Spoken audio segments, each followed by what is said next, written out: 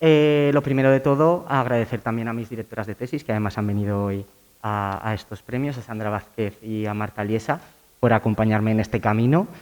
Pues bueno, que tiene tantas idas y venidas, ¿no? Y que el acompañamiento, la verdad es que, por lo menos desde mi punto de vista, es imprescindible. Por eso muchas veces cuando hablo de mi tesis, hablo en plural, porque creo que son parte fundamental también de esta investigación. Bueno, hoy vengo a hablar un poquito de mi proyecto de tesis que hemos titulado Diseño e implementación de un programa de habilidades sociales fundamentado en el uso de las tecnologías en alumnos con trastorno del espectro del autismo. Voy a seguir esta pequeña estructura porque creo que así será más fácil de comprender y de poder sintetizar en 10-12 minutos lo que es el proyecto de tesis doctoral. Hablaré primero un poco de la contextualización, del estado de la cuestión en relación al trastorno del espectro del autismo y las tecnologías, para luego centrarme ya en los objetivos y en todo lo que tiene que ver con el método y la metodología, los instrumentos que hemos utilizado, los sujetos o la muestra que ha participado, para finalmente hablar un poco del diseño del programa de habilidades sociales fundamentado en las tecnologías y algunos resultados y conclusiones que hemos extraído, porque como veremos aún estoy en ese proceso de análisis, entonces tampoco tenemos todas las conclusiones. Bien, la tesis doctoral se centra en el trastorno del espectro del autismo. La Asociación Americana de Psiquiatría habla de que es un trastorno del neurodesarrollo y, sobre todo, nos indica que tiene dos aspectos afectados. Por un lado, aparecen dificultades en el ámbito de comunicación y relación social, y por otro también hay una aparición de patrones repetitivos y restringidos de conducta. Nosotros en esta tesis nos hemos centrado en el primer ámbito, ¿vale? En el de las relaciones sociales y todo el ámbito social. Bien, en estas intervenciones se pueden utilizar diversas herramientas y nosotros hemos focalizado también la atención en las tecnologías.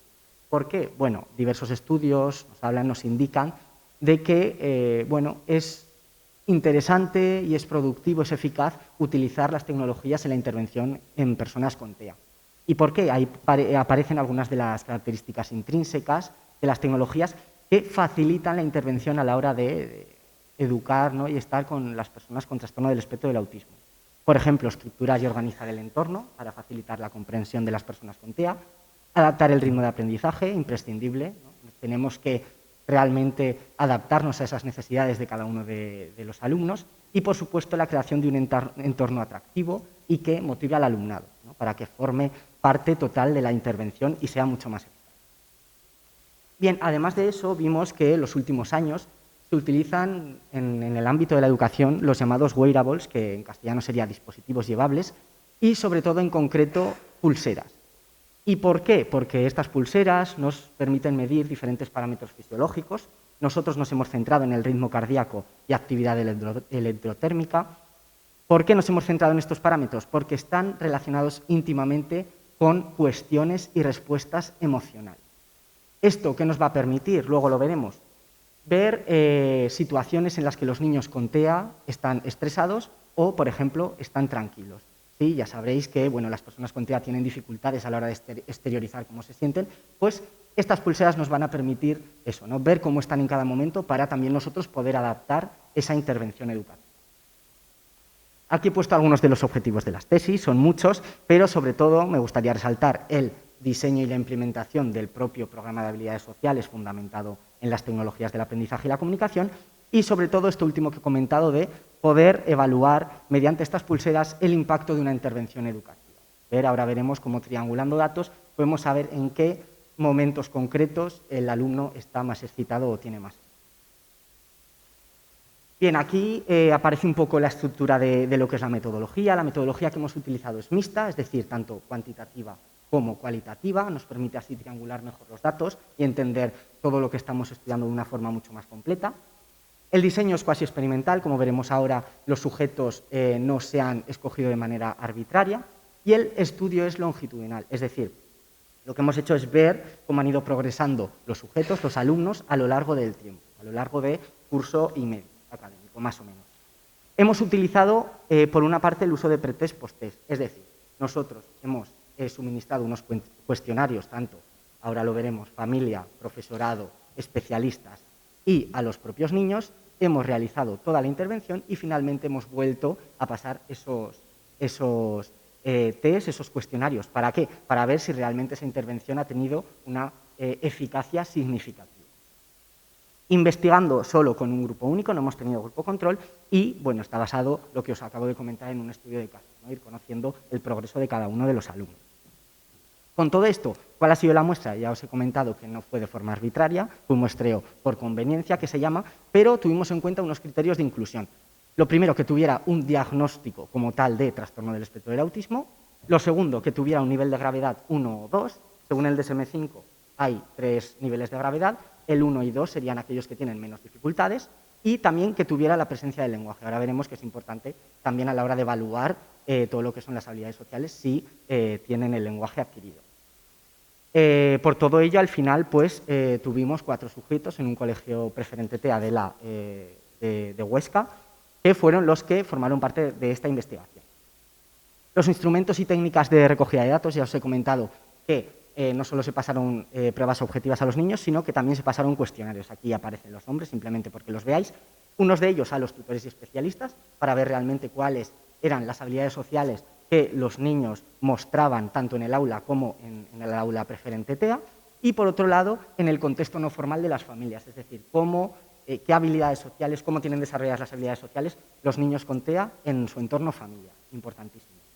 Por supuesto, también pasamos unas pruebas objetivas. Ahora veremos que el estudio se realizó por parejas. Con los alumnos más pequeños se pasó una prueba para percibir todo lo que tiene que ver con la capacidad emocional, y con los alumnos mayores, además de esto, también se pasó un cuestionario que, bueno, mide también los niveles de conciencia emocional, ponernos en el lugar del otro, cosas un poco más complejas que con los niños pequeños no podíamos hacer. También creímos conveniente grabar todas las sesiones de esta intervención. ¿Por qué? Porque creíamos que ahí también íbamos a ver ese progreso en el ámbito social y en las habilidades sociales, ¿no? En la interacción social. Para ello utilizamos 2 cuestionarios, y lo que hacemos, ahora lo veremos, era registrar tanto las conductas que no había interacción social, en las que no había interacción social, como las conductas en las que había interacción con el investigador, en este caso era yo, o con el compañero. Como os he dicho, la intervención se realizaba por parejas, pues con el compañero. Bien, dentro de lo que he comentado de las pulseras, de los wearables, nosotros elegimos la empática E4, que entre los parámetros fisiológicos que medía nos permitía saber el ritmo cardíaco y la actividad electrodérmica en tiempo real. Aquí he puesto una foto para que lo veáis. También facilita el registro de los datos. En el móvil se puede ver en el momento, y luego se trasladan esos datos en el ordenador para poder analizarlos. Entonces facilita mucho la obtención de los datos. El procedimiento de recogida, simplemente comentar que de cara a la observación que hemos realizado de las sesiones, se utilizó el software Lince Plus para codificar todas las conductas y facilitar todo lo que es la recogida de datos. Después, los datos obtenidos de los cuestionarios, estamos empezando a analizarlos con el programa estadístico SPSS. Y después, lo más interesante, que es la parte de la pulsera empática E4, lo que hemos hecho es identificar los picos observados que hemos visto tanto en el ritmo cardíaco como en la conductancia electrotérmica, y los hemos triangulado con las observaciones, con las grabaciones de la sesión. De esta manera hemos visto en qué momentos se encuentran más alterados y en qué momentos, ¿vale? Así, de una manera así general, podemos saber en qué momentos se encuentran, por ejemplo, con estrés o excitación a la hora de realizar la intervención educativa. Bien, simplemente a grandes rasgos comentaros el programa de habilidades sociales, que ha sido parte también de la tesis, ¿no? El diseñarlo, el confeccionar este programa de habilidades sociales. Al final tuvimos 22 sesiones con una pareja y 22 sesiones con otra, semanalmente. A consecuencias del COVID lo hemos hecho en 2 cursos académicos. En un principio iba a ser durante el curso 2019-2020, lo hemos tenido que ampliar. Se realizaba por parejas según desarrollo evolutivo y, aspecto importante, se utilizaba el iPad como centro de esta intervención. Además, se utilizaba totalmente y en todas las ocasiones. De hecho, en el iPad se presentaba a cada uno de los niños la estructura de cada una de las sesiones, con pictogramas, con ayudas visuales, y se utilizaba también las aplicaciones que ese propio iPad contenía. Bien, y este programa de habilidades sociales, evidentemente, se ha fundamentado en diferentes teorías. Dentro de las teorías psicológicas, de dificultades en el ámbito social de las personas con trastorno del espectro del autismo, aparecen 2 muy claras, que son el déficit en teoría de la mente y la teoría de la coherencia central del. Simplemente, por saber un poco lo que es cada una de ellas, la teoría de la mente es la habilidad cognitiva que cada uno de nosotros tenemos a la hora de atribuir estados mentales a nosotros mismos y a los demás. ¿Qué pasa? Las personas con TEA presentan bastantes dificultades en este aspecto. ¿Qué pasa? Evidentemente, esta teoría de la mente hay que tenerla desarrollada para tener una conducta social competente. Pues esta es una de las teorías que seguimos a la hora de hacer el programa de habilidades sociales. La otra teoría, esto era un poco los contenidos que se trabajaban muy por encima, desde estados emocionales, reconocer gestos, diferentes perspectivas de las cosas para que se pudieran poner en el lugar de la otra persona. Y por otro lado, la teoría de la coherencia central débil, que básicamente nos habla de que nosotros como personas neurotípicas tendemos a integrar la información en un todo y esto es algo básico a la hora de ser competentes socialmente. ¿Qué pasa? Las personas con TEA no. Las personas con TEA realmente miran el mundo y recogen esa información de manera fragmentada. Entonces también nos basamos en esta pequeña teoría. Algunos aspectos claves que trabajamos, algunos contenidos, identificar partes de un dibujo, hacer diferentes puzzles, adecuar objetos, animales a contextos determinados, tienen muchas dificultades. Pues trabajamos a partir de ahí. Bien, algunos resultados y conclusiones que, como os he comentado, algunos de ellos no aparecen aquí porque estamos en el proceso de análisis. En relación a esa codificación de las conductas en las diferentes sesiones, vimos que había un incremento de interacciones sociales. Por un lado, con el investigador, en este caso conmigo, pero sobre todo con la pareja, con el mismo alumno con el que realizaban las sesiones. Por otro lado, se vio que se aumentó mucho la atención conjunta en el recurso tecnológico y se utilizaba como medio a la hora de mantener conversaciones. Y además vimos que hubo una disminución significativa de las conductas disruptivas, desde las estereotipias, falta de atención, el abandono del lugar de trabajo que al principio se daba con mucha frecuencia. Y por otro lado, todo lo que tiene que ver con los registros que hemos ido tomando de la pulsera, de la empática E4, sí que es verdad que nos ha permitido saber en qué momento y cómo se sienten los alumnos con TEA.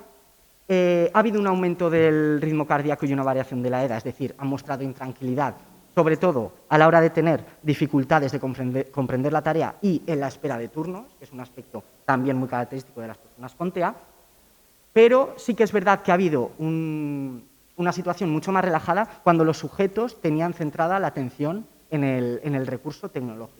O sea que ha habido ahí un cambio significativo importante que nosotros queríamos resaltar. Por último, simplemente decir que esperamos que los resultados de los cuestionarios que hemos pasado también nos revelen, ¿no?, un poco ese cambio significativo, no solo en la propia sesión o en el propio programa de intervención, sino también en el aula y en el resto de contextos, que es lo importante, ¿no?, el poder generalizar esas habilidades sociales y, bueno, ver que realmente las tecnologías se pueden utilizar como un recurso y una herramienta eficaz en la intervención educativa. Muchas gracias, aquí tenéis las referencias. Cualquier pregunta o duda que tengáis, estaré a vuestra disposición. Muchas gracias.